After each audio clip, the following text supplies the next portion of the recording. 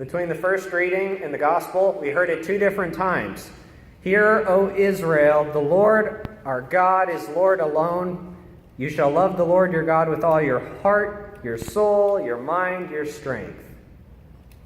Simple enough. So why don't we do it? That's why I think our church has given us so many things to try to live the Christian life. Because one part of us really does, I think at the deepest core part of us, wants to follow the will of God. We want to love God with all of our heart, mind, soul, strength.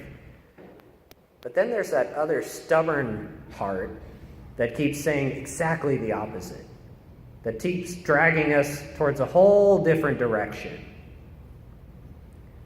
So we have remedies in the church. We have very tangible things that we've been given that help us fight against temptation, help us fight against our own very flesh that lusts against the Spirit, like Paul talks about. We, of course, have the sacraments, these physical, visible realities that we're given to remind us of the very presence of Jesus Christ. But it has to be more than just coming to Mass once a week on Sunday, which I hope is more than what you guys do already. God bless you for being here. That's terribly important.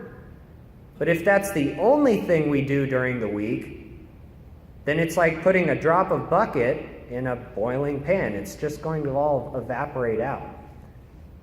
So what else are we doing? The church gives us sacraments like the Eucharist, like confession, like anointing. And she also gives us sacramentals, which are the objects of our daily life that help remind us of this fact that the Lord is God and the Lord alone. The very next verses, in the first reading we were hearing from the book of Deuteronomy. In the very next verses after this whole Shema prayer, this Hear, O Israel, it says, bind these words as a pendant on your head and as a band around your arm, and put it on your doorposts. Well, the Jewish people take that so literally that they actually do that. If you've ever been to the Holy Land, this blew my mind when I went, but there are some very devout Jews who, when they go to pray, they actually put this prayer in a box and strap it to their heads. And they'll put that same prayer in a box and strap it to their arm. Whenever you go into a Jewish person's house, they'll have this prayer mounted on their doorpost, just like we might mount a crucifix above ours, because it's a sacramental. It's a reminder for us that this is the truth. Hear, Israel, the Lord is God and Lord alone. The reason I, as a priest, wear black clothes with this white collar is a sacramental. It's to remind me that as I'm wearing black, I need to die to myself so I can rise with Christ. The reason we wear scapulars is another reminder of our death and the promises that Our Lady has for us. Crucifixes, rosaries.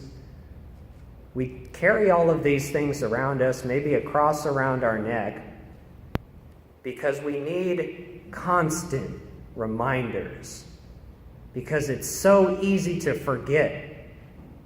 There's so many voices that are saying, here, listen to me. I'll tell you what's going to make you happy. The world, our own voices, quite frankly, the evil one has a voice in there too. But then there's the voice of God. Hear, O Israel, the Lord is our God, the Lord alone. And sometimes that's a very quiet voice, because so many other voices are screaming around us all the time. So use sacramentals, use the sacraments. Use these things as constant reminders for you that this is true, that we have to follow the Lord with our whole heart, mind, and strength, because it's so easy to get distracted. Surround yourself with good Christian people if you can too, like maybe the ones here in this church. We're here for a reason, because we believe this. Try to listen to it the best you can.